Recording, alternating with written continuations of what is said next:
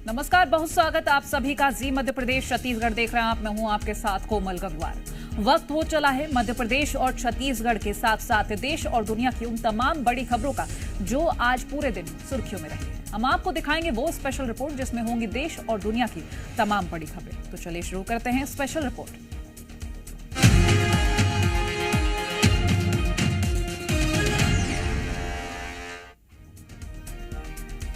Special report में आपको एक ऐसी खबर दिखाते हैं जिसे देखकर आप सोचने को मजबूर हो जाएंगे कि ये नए जमाने का रोमांस कितना खतरनाक है। खुली सड़क और चलती बाइक पर ऐसा रोमांस आपने सिर्फ फिल्मों में ही देखा होगा, लेकिन आज हम आपको इसे रियल लाइफ में दिखाते हैं।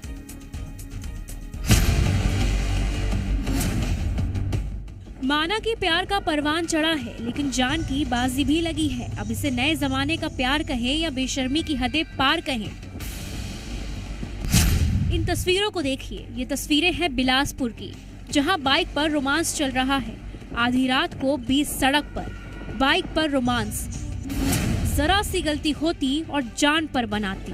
वीडियो देखकर ऐसा लग रहा है कि प्रेमी जोड़े को ना तो अपनी जान की परवाह है और ना ही ट्रैफिक नियमों की।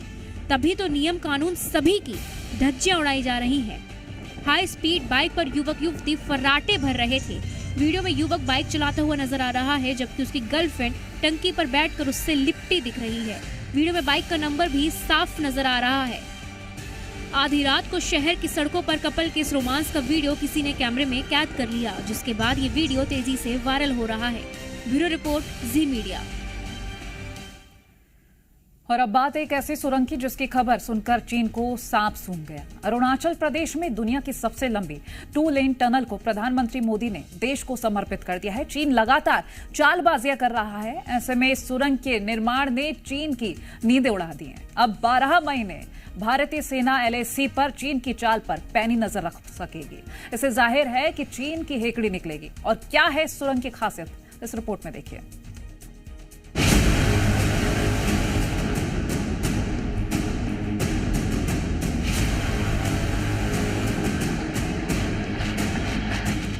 ये सुरंग चीन के दरवाजे तक जाती है।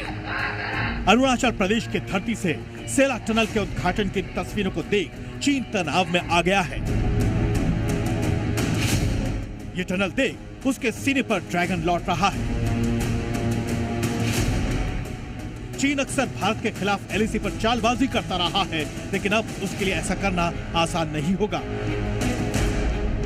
क्योंकि अब भारतीय सेना हर मौसम में, किसी भी वक्त, किसी भी हालत में चीन को सबक सिखाने के लिए बिना देरी किए करारा जवाब दे सकेगी।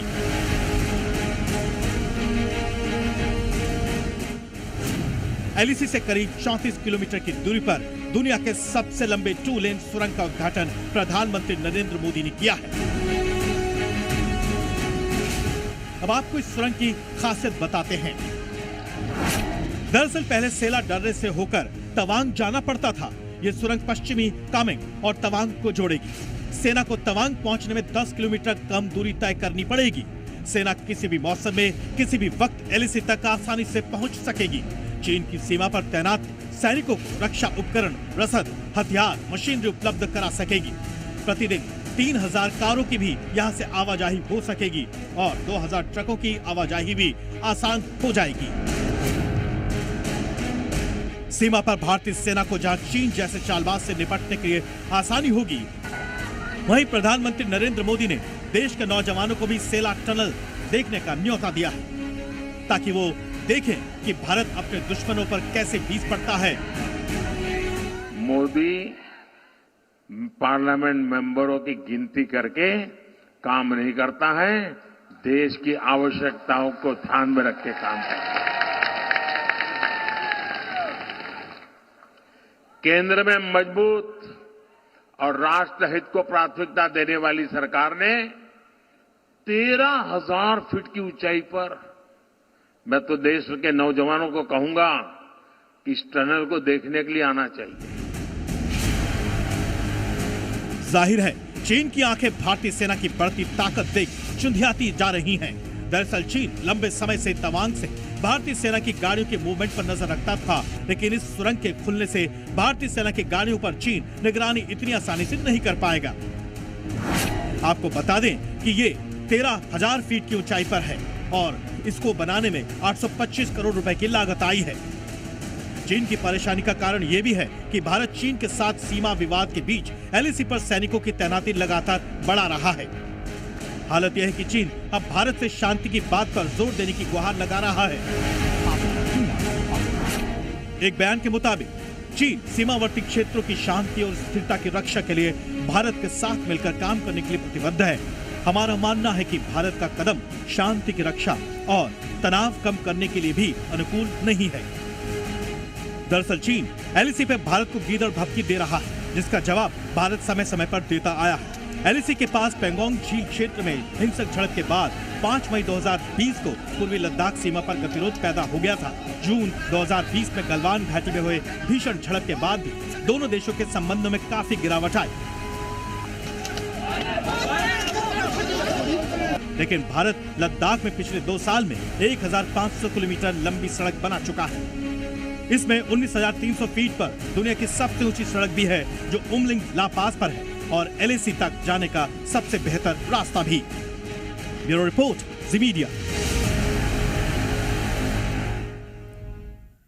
और अब खबर पाकिस्तान से जुड़ी, जहां राष्ट्रपति चुनाव में पीपीपी नेता आसिफ अली जरदारी की जीत हुई है। वो दूसरी बार इस अहम पद पर काबिज होंगे, लेकिन पाकिस्तान में उनकी खराब इमेज को लेकर चर्चा जोरों पर है। उन पर भ्रष्टाचार, हत्या, अपहरण और फर्जीवाड़ा के संगीन आरोप हैं।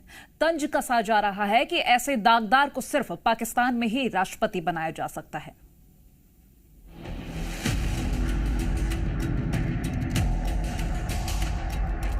एक करप्ट आदमी, दुनिया में साबित किया हुआ करप्ट आदमी आसिफ जरदारी, दुनिया में उसके ऊपर लिखा हुआ कि मिस्टर 10%। डील्स जो है उनकी बड़ी पक्की होती है और सियासी जमातों की डील्स वो पीछे भाग जाते हैं, मुकर जाते हैं, ये हो जाता है वो। जरदारी साहब पैसे भी रखते हैं और डील भी पक्की करते हैं। हमारी प्रॉपर्टीज हैं जो हमने बहुत पहले ली हुई हैं।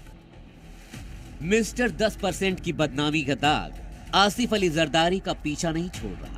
दूसरी बार राष्ट्रपति पद पर ताजपोशी से पहले उनकी बदनामी का इतिहास खंगाला जा रहा है, जिससे उन पर लगे बदनुमा दाग एक बार फिर उभर आए हैं। 3 साल पहले पाकिस्तान की संसद में तत्कालीन प्रधानमंत्री इमरान खान का जरदारी पर हमले का वीडियो वायरल हो रहा है, जिसमें इमरान भ्रष्टाचार को लेकर जरदारी को निशाना बना रहे हैं। एक करप्ट आदमी, दुनिया में साबित किया हुआ करप्ट आदमी आसिफ जरदारी, दुनिया में उसके ऊपर लिखा हुआ कि मिस्टर 10%, मजमून लिखे हुए हैं, फिल्में बनी हुई हैं उसके ऊपर।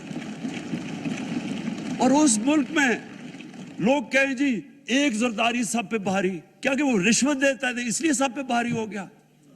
क्या ये है हमारा मुल्क? पाकिस्तानी अवाम इस वीडियो को शेयर कर आरोप लगा रही है कि एक दागदार छवि के नेता की राष्ट्रपति जैसे पद पर ताजपोशी सिर्फ और सिर्फ पाकिस्तान में ही मुमकिन है। 12 साल तक जेल में रहे जरदारी की पूरी जिंदगी दागदार रही है। 2008 में पहली बार राष्ट्रपति बनने के बाद उनके मिस्टर 10% की छवि बनी। उन पर आरोप लगे कि वो सरकारी प्रोजेक्ट की मंजूरी दिलवाने के एवज में 10% कमीशन की मांग करते हैं। उन पर भ्रष्टाचार के अलावा अपहरण, हत्या और बैंक धोखाधड़ी जैसे संगीन आरोप भी हैं। इन आरोपों में उन्हें 1990, 1996 और 2004 में यानी 3 बार जेल जाना पड़ा। अपनी काली करतूतों के लिए अपनी उम्र के 1 दशक से ज्यादा उन्हें जेल में बिताने पड़े हैं। अब वही जरदारी संवैधानिक पद पर दोबारा आसीन होंगे। जरदारी साहब की गेम हमेशा ऑन होती है। ये आप कभी ना सोचिएगा कि जरदारी साहब ने पत्ते फेंक दिए, ना ना ना। अच्छा। वो खेलते रहते हैं, आखिर वक्त तक खेलते रहते हैं और उन्हें कभी भी फिक्र नहीं होता पैसे लगाने का। पैसे लंबे लगाते हैं वो और डील्स करते हैं। ही इज अ डील मेकर। और इसीलिए जो लोग डील्स करते हैं उनके साथ बड़े खुशी से डील करते हैं, because he keeps his part of the bargain. That's why he was known as mister ABC जो भी था, because he is a deal maker. तो वो डील्स जो है उनकी बड़ी पक्की होती हैं और सियासी जमातों की डील्स वो पीछे भाग जाते हैं, मुकर जाते हैं, ये हो जाता है वो। जरदारी साहब पैसे भी रखते हैं और डील भी पक्की करते हैं और पूरा एतमाद होता है लोगों को जो डील करते हैं उनके साथ। तो दैट्स ए स्ट्रॉन्ग पॉइंट। सियासत के अंदर तो ये होता है। वो और बात है पैसे कहाँ से आए कहाँ गए, ये तो चलता रहता है अब सियासत के अंदर। तो मेरा ख्याल है जरदारी साहब ने ये फैसला किया था कि इस दफ़ा पैसे लगाने हैं। पाकिस्तान में अभी से यह आशंका जताई जा रही है कि बेशक इस बार भी वो राष्ट्रपति पद संभालेंगे, जिनके पास शक्तियां ज्यादा नहीं होती, लेकिन वो शरीफ सरकार की कमजोरी का फायदा उठाकर अपने लिए मौके जरूर बना लेंगे। वो तो बिल्कुल अलामती नहीं होंगे, लेकिन अलामती इसलिए नहीं होंगे क्योंकि उनकी जो रोल है उनकी पार्टी का ये पूरे स्ट्रक्चर को खड़ा करने में, रखने में, वो बड़ा क्रिटिकल है। ना उनके बगैर पार्लियामान चल सकती है, ना उनकी सपोर्ट के बगैर पीएमएलएन गवर्नमेंट चल सकती है, और ये उनको पता है। और जो बैकरूम डील्स हुई हुई हैं वो भी उनको पता है। जो पीएमएलएन का कॉम्प्रोमाइज़ इसहाक डार साहब को फाइनेंस मिनिस्टर ना बनाने पे हुआ, उसमें जितना पिंडी का रोल है उतना ही रोल जरदारी साहब का भी है। जरदारी अपने ऊपर लगे भ्रष्टाचार के आरोपों को सिरे से खारिज करते आए हैं। अब आपको एक वीडियो क्लिप दिखाते हैं जिसमें एक पत्रकार के प्रॉपर्टी से जुड़े सवालों पर उनसे जवाब देते नहीं बना, लेकिन थोड़ी चुप्पी के बाद जरदारी ने अपनी प्रॉपर्टी को लेकर जो दलील दी वो किसी के गले नहीं उतरी। आए रोज होता है आप बहुत अमीर हैं, पाकिस्तान के 10 बड़े अमीरों में है, और लंदन भी आपके घर हैं, फ्रांस भी घर हैं, अमेरिका में भी घर हैं, आप कितने अमीर हैं बता दें आज। हमारी प्रॉपर्टीज़ हैं जो हमने बहुत पहले ली हुई हैं, कराची में हैं। शायद यही वजह है कि पाकिस्तानी अक्सर प्रधानमंत्री मोदी की नजीर देकर अपने सियासतदानों को ईमानदारी का पाठ पढ़ाते हैं। इंडिया ने क्यों तरक्की की है? वहां मोदी जैसा लीडरशिप, कैसे एक दयानत, ऑनेस्ट तो है ना मोदी। एक पैसा वो अपनी जात पे नहीं खर्चता, उसकी कोई जायदाद नहीं है, उसकी कोई प्रॉपर्टी नहीं है, उसका कोई रिश्तेदार नहीं है, उसकी कहीं बाहर जायदादें नहीं है, अंदर क्या हो। बात ये है कि ये वो भी एक प्रोसेस से आया है। कुल मिलाकर पाकिस्तान का पूरा सिस्टम रिवर्स गियर में है, जो भ्रष्टाचार के दलदल से बाहर निकल पाने में नाकाम है, और इसका खामियाजा समूचे पाकिस्तान को भुगतना पड़ रहा है, और न जाने कब तक इसी तरह पाकिस्तान भुगतेगा। ब्यूरो रिपोर्ट, जी मीडिया। और अब खबर पाकिस्तान पर डबल स्ट्राइक की, जिससे शरीफ हुकूमत बिलबिला उठी है। चाबहार पोर्ट पर तालिबान को साथ लाने के बाद अब भारत अफगानिस्तान के जरिए पाकिस्तान पर एक और प्रहार की तैयारी में है। बताया जा रहा है कि कंधार में भारत वाणिज्य दूतावास खोल सकता है, और इस खबर से पाकिस्तान को काफी मिर्ची लग गई है।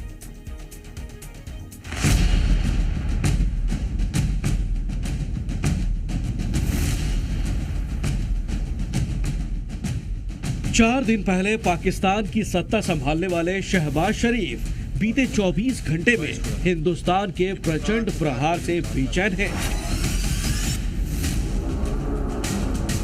भारत ने अफगानिस्तान के जरिए पाकिस्तान की जो घेरेबंदी की है, उससे मुनीर ब्रिगेड बौखला गई है।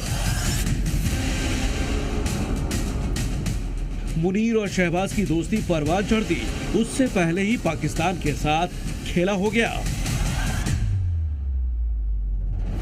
मानवीय मदद देकर अफगानिस्तान के लोगों के दिल में उतरने वाले भारत ने पहले तालिबान के साथ मीटिंग की, और उसके कुछ ही घंटे बाद इसका नतीजा भी दिखने लगा। पहले तालिबान चाबहार पर पाकिस्तान के धार्मिक गार्ड को खारिज कर हिंदुस्तान के साथ आया, तो अब भारत कंधार में अपना वाणिज्य दूतावास खोल सकता है। भारतीय प्रतिनिधि मंडल की तालिबानी विदेश मंत्री अमीर खान मोत्ताकी से मुलाकात के बाद से पाकिस्तान को मिर्ची लगी है, लेकिन ये तो बस शुरुआत है, क्योंकि हिंदुस्तान अब वो करने वाला है जिससे कि पाकिस्तान का बेचैन होना लाजमी है। अटकलें हैं कि भारत अफगानिस्तान में महावाणिज्यिक दूतावास खोल सकता है। बताया जा रहा है कि ये वाणिज्य दूतावास अफगानिस्तान के कंधार में खुलेगा। अफगानी शहर कंधार से भारत के रिश्ते महाभारत कालीन बताए जाते हैं। साथ ही 1999 में भारतीय विमान को हाईजैक कर यहीं लाया गया था। अब यहां भारत वाणिज्य दूतावास खोलकर एक तीर से कई निशाने करने की तैयारी में है, क्योंकि रणनीतिक तौर पर इस शहर की अहमियत काफी ज्यादा है। पाकिस्तान की सीमा से इस शहर की दूरी 400 किलोमीटर से भी कम है। यहाँ भारत की मौजूदगी की खबर से ही पाकिस्तानी हुक्मरान और सेना परेशान है, क्योंकि ये पाकिस्तान के लिए एक बड़ा झटका है। आपको बता दें कि पहले भी पाकिस्तान कंधार और जलालाबाद में भारतीय वाणिज्य दूतावासों की मौजूदगी पर आपत्ति जताता रहा है। आतंकी फैक्ट्री के नाम से कुख्यात ये मुल्क उल्टे भारतीय वाणिज्य दूतावासों पर जासूसी और सरकार विरोधी गतिविधियों को बढ़ावा देने का आरोप लगाता रहा है। लेकिन भारत का मिशन और विजन तो इन सबसे परे है। वो कंधार में वाणिज्य दूतावास खोलकर अफगानिस्तान के कारोबारियों की मदद के साथ साथ व्यापार को बढ़ाना चाहता है। कंधार में वाणिज्य दूतावास खुलने से भारत अफगानिस्तान के बीच व्यापार को बढ़ावा मिलेगा। साथ ही अफगान नागरिकों और कारोबारियों के लिए भारतीय वीजा लेना आसान हो जाएगा, क्योंकि तालिबान की सत्ता में वापसी के बाद से भारत ने अफगान नागरिकों को वीजा जारी करना बंद कर दिया था। लेकिन अब काबुल के साथ सकारात्मक और मानवीय रिश्तों को बढ़ाने वाले संबंध स्थापित किए जा रहे हैं। भारत और तालिबान के बीच बढ़ती करीबी से पाकिस्तान कितना बौखलाया है, इसका अंदाजा इस बात से लगाया जा सकता है कि वो अपने इस बौखलाहट को लेकर संयुक्त राष्ट्र तक पहुंच गया। That the Afghan interim government terminates its relationship with the TTP and its affiliates and prevents them from having free rein to conduct cross-border attacks against Pakistan or other neighbors. Left unchecked, the TTP, supported by Al-Qaeda and some state sponsors, could soon pose a global terrorist threat. बौखलाया Pakistan इतने पर ही नहीं रुका, उसने भारत से खुन्नस निकालने के लिए भी संयुक्त राष्ट्र के मंच का इस्तेमाल किया और यूएन में भारत की स्थायी सदस्यता का विरोध किया। दरअसल भारत ने G4 यानी भारत, ब्राजील, जर्मनी और जापान की तरफ से संयुक्त राष्ट्र में एक प्रस्ताव पेश किया है। इसमें मौजूदा 15 सदस्यों वाले सुरक्षा परिषद की संख्या 25 से 26 तक बढ़ाने की मांग की गई है। इसमें 6 स्थायी सदस्य और 4 से 5 अस्थायी सदस्य जोड़ने की बात है। साथ ही नए सदस्यों को लोकतांत्रिक तरीके से चुनने के अलावा वीटे में लचीले रुख की भी वकालत की गई है। लेकिन हमेशा की तरह इस बार भी पाकिस्तान भारत के प्रस्ताव के खिलाफ उतर आया। उसने सुरक्षा परिषद में सुधार के इस मॉडल को खारिज कर दिया है। इसके अलावा कहा कि स्थायी सदस्यों का कोई भी विस्तार सिक्योरिटी काउंसिल को पंगु बना देगा। पाकिस्तान को ये बात भली भांति पता है कि विश्व समुदाय उसकी सलाह कतई नहीं मानेगा, लेकिन पाकिस्तान अपनी हरकतों से बाज कहां आने वाला है। ब्यूरो रिपोर्ट, जी मीडिया। और चलिए यहाँ रुकेंगे एक छोटे से ब्रेक के लिए, जल्द हाजिर